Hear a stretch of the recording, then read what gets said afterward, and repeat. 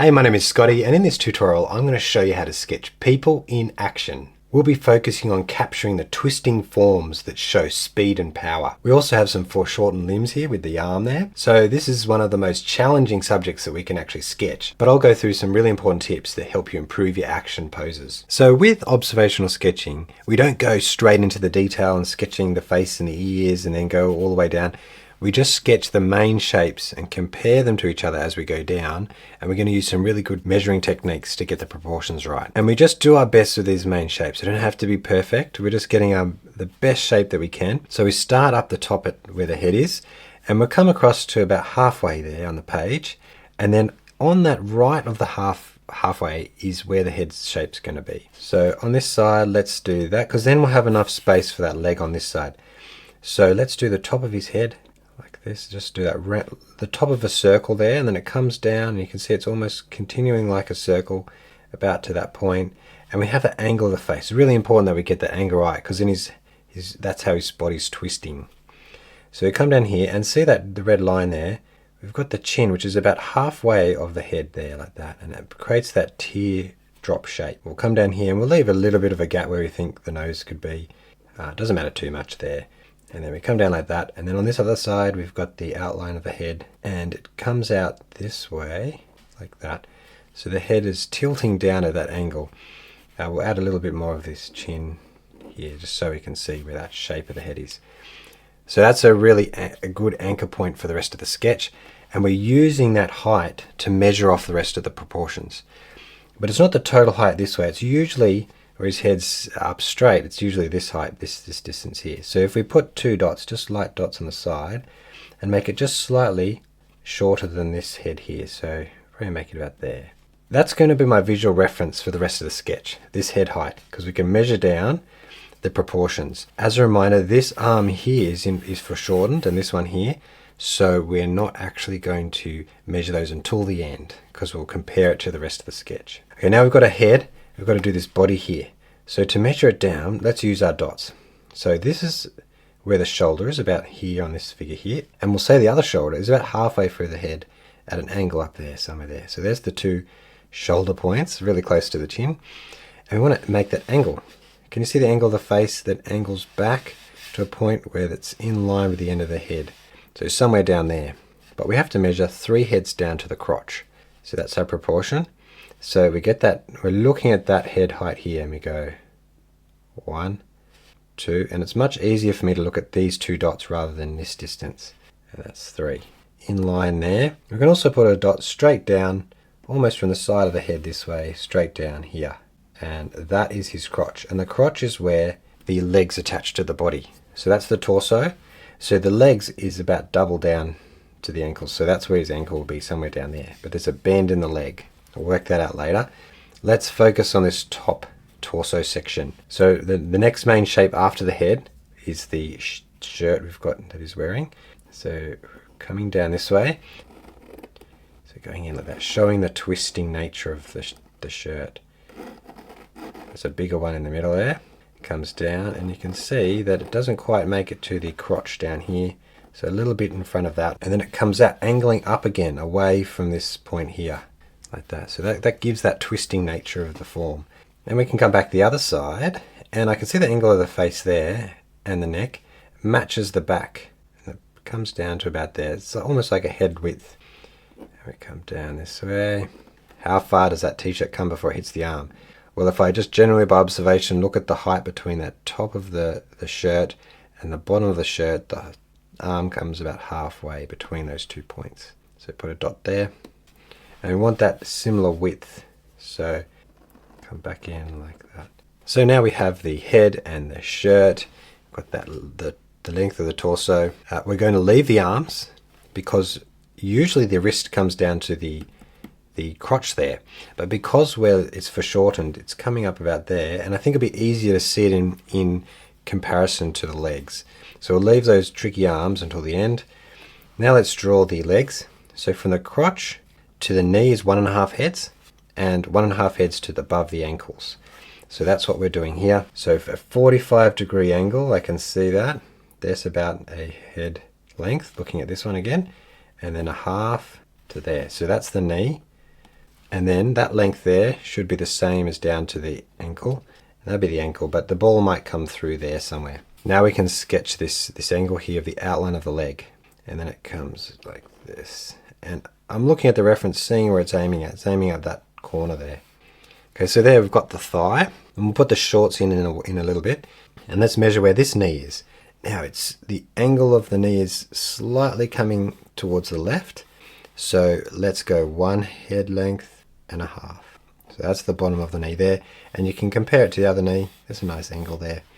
So let's draw the outline on this side. Coming down to about there. And then the knee will be like this.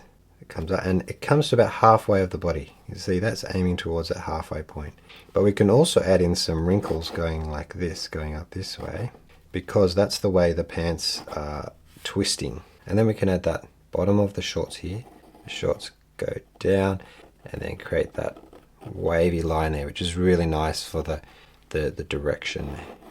Just pants stretching like that. So now we have the thighs, both thighs. Now let's draw these bottom parts of the leg. So this one came down to here. So I have the angle there. And then looks like the ball is about there. And it can be a very loose shape. Some grass. And I think there's a bit of a shadow of a foot there. Now this leg here. Now this is another tricky leg we have to get right. So we have to concentrate on this one. So the middle of the knee is about there. So let's go a head length. I have to look back at this one. Okay, that looks like about a head length. And then a half. So that's half. It's about there. And so at that point, I can compare the sketch. Yes, that looks right. That's above the ankles there. So let's draw that line there. Bit coming out there.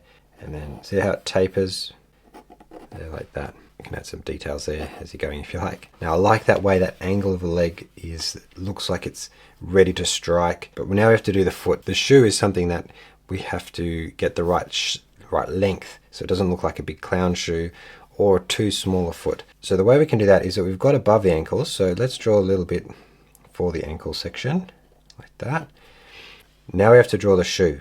It comes from this way here and you can see how horizontal this is. It's not angled down, the shoe's horizontal. And the total length of the shoe is almost about a head length. So if about from there to, what's my head length there, just look up at those dots. And so the way I do the shoe is the same diameter of that. The heel, we're sort of going around that up here. And then it has an indent here and then it comes out to an oval around the toes. And so the big toe is probably down here actually.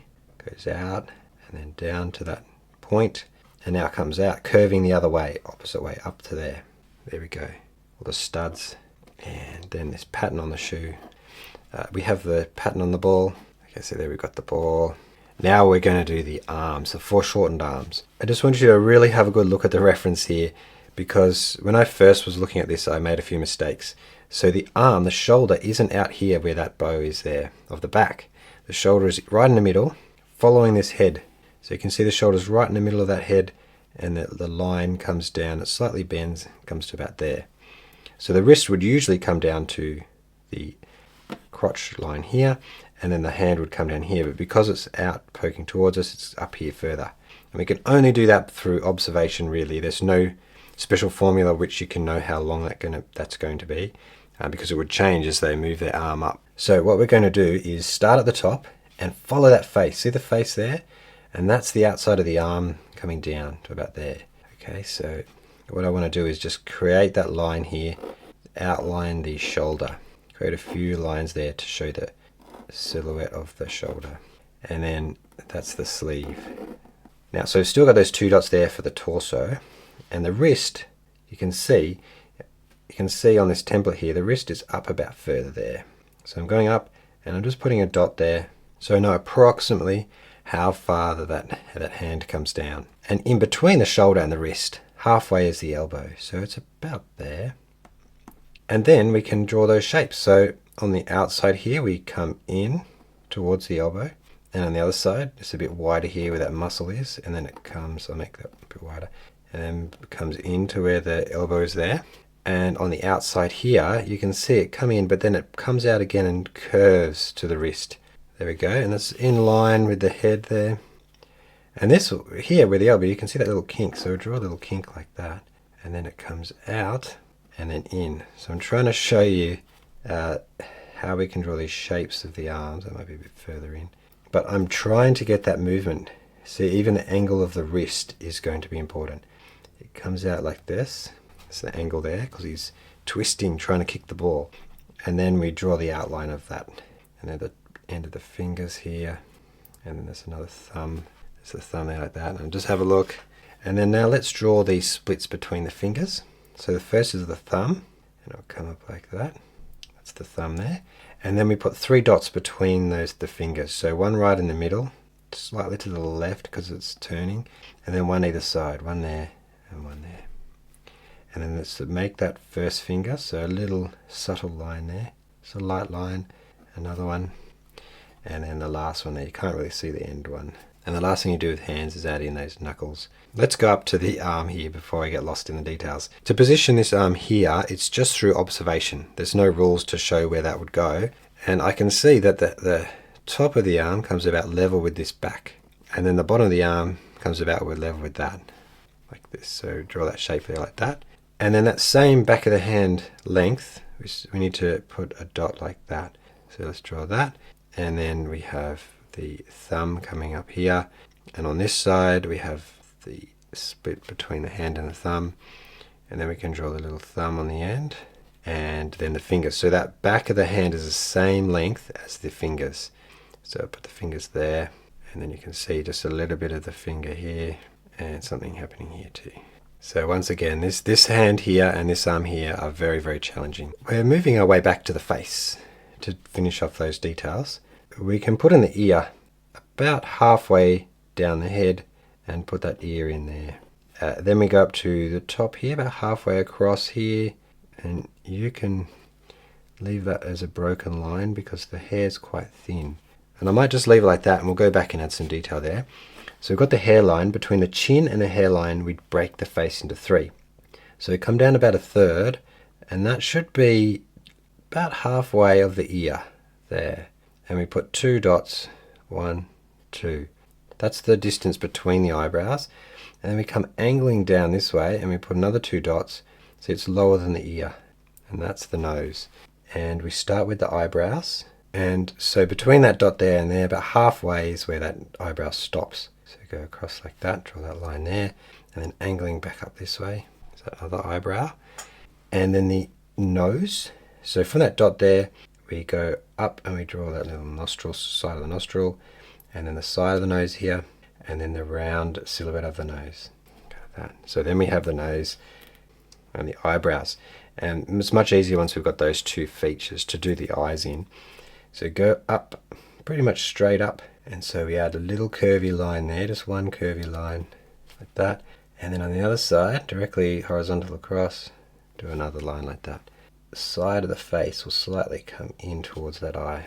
Might have to white that out a bit with our white pen. And add a second line underneath that, just for the eyelashes there. Now let's go down to the mouth. So the mouth, the corner of the mouth is usually 2/3 up towards the nose there, but we have to have a good look, and it comes quite far out. Sort of curves like that, but straight across. The open part of the mouth, this is like a little U shape, like that. And we add the bottom lip, which is a shadow, and then that shadow line here from the nose to the corner of the mouth. Alright, well that's worked out really well. Now there's the facial hair that we can do, so just outline that with a few dots, and then there's more facial hair down the bottom here, and a few more wrinkles where the skin compresses. So grab a burnt sienna for the skin tone. Put that onto the light's coming from this way, and so that means it'll be a little bit lighter on this side. And I've got a bit of rose mixed in with the down the bottom here. Okay, and then the arms, a little bit darker in the back here, and then on this side too, going down the arm here. It's okay, you leave a bit of white or it overlaps the lines, and then the thigh. We can do the pants here, and that would be Payne's grey. And once again, we want to leave it lighter on this side where the sun is on, and then make our way to a darker on the right. Okay, so wipe my brush here and start off nice and light there, and then we can get that darker Payne's grey more saturated mix down here on this side. Anything else? We could do the shoes. Any other black sections? Okay, so I'm going to use my hairdryer and I'll dry that. We want the shirt to have a light yellow here down to the bottom there to be a bit darker. So I have, first we'll start with lemon yellow, which is sort of more the blue, cooler yellow. I've got lots of water in there, so very, very subtle. I'll start at the top here with a splash of that shape in there. Okay, and then it will come down the front here like that. And then as it gets going down there, we'll add a bit more lemon yellow. It's brightening up. And then just at the bottom, we'll add in this more warmer yellow there to change the color a little bit. Maybe even a bit of orange, cadmium red there to make it orange. And that it's different than in the reference, but I think it could look nice, having that change color. And then go back to the lemon yellow. And this time, I'll do it on both sides. But on this side, we'll just add cadmium yellow. I won't add anything else. There we go. And even in the ball here, there's some yellow there. And there's blue on the knee guard here. So that would be ultramarine. Like that. Nice pop of color there. And one more color we haven't done is his hair. So that would be burnt umber. That could go behind the ear. And then we have to do the hair. Oh, might bring that down. And then around the facial hair. A little bit tricky to show that it's very thin hair, isn't it? But I'm happy with that. I'll get the bigger brush, the round 12, and we'll do some grass. So I have Viridian Green. So if we start off from this side on the right and then bring it across in a big broad stroke like that. See, there's some energy there. There's white gaps. Grass. You could add some sap green as well if you want to change the color slightly as it gets over here. So I'm trying to create a bit of artificial movement on this page, but you can also use splatters which help with the texture, because I'm not going to draw this whole section green. It gives that splash of dynamic color which shows movement. So that's our first pass of the color. Now we're going to wait for that to dry again. You can use a hairdryer, and then we'll add shadows. So for shadows, I'm using my round 10 brush again, and we're using Purple Lake. So we scrape a bit off there, and there's only very subtle shadows around here. So around the eye, you can see there, that's the sun coming this way. So that side of the face, a little bit in there, under the nose, and coming down this side, and then across that bit of the shirt there where the face is covering up that shirt with the light. And then we've got a part on the arm here which is dark shadow, and it goes up there, and then the fingers at the back. And the really great big contrasting shadow is this one going down the arm here like this. So try and follow the curves very roughly. It goes all the way to the bottom here. Might have some blue here to show that strong shadow there. Subtle shadow could be seen here. I might add in some shadows that are not there, but it helps give that 3D form. Go on the hand like this, and there's shadow across the shirt as well. I won't go exactly into my wrinkles, but there's some shadows on those wrinkles there. So across there like that, and across the thigh, and then at the bottom of the knee here, and the shoe. So here on the ball. So I'll start with the purple shadow here, and I'll go add a bit more ultramarine as I come across, and just adding in this broken shadow. Goes up, it goes over to the heel of the foot there. And also on the face, you can use that pink that's mixed in a bit with the burnt sienna and add a little layer of interest here around the face here. I like to usually add a bit there, just a bit of warm color around there, around the ears, knuckles, the elbows, the end of the hands are sometimes warmer, knees, just the joints. Shows that depth a bit more. Okay, next we're going to add some darker spots on this light wash to make the colors pop a little bit more. So we have cadmium yellow. Maybe add a little bit of this cadmium red. I'll add a little bit of down here, a little bit of yellow here. And then using our finger here, if it's too wet, just dry it a bit. Make sure it's not too over wet. Put your finger here and tap your finger. You can add some colors, a darker color across those nice spots there. And then it can also have some splats on the side here. because we've got lots of movement coming as he's moving. So just a little bit, just there, a little bit here, and just add a few little dark spots here and there. It's darker in there, and maybe here too. A lot of splatters and extra dots and things on this sketch here today. I want to make it so vibrant. Now we're going to the grass.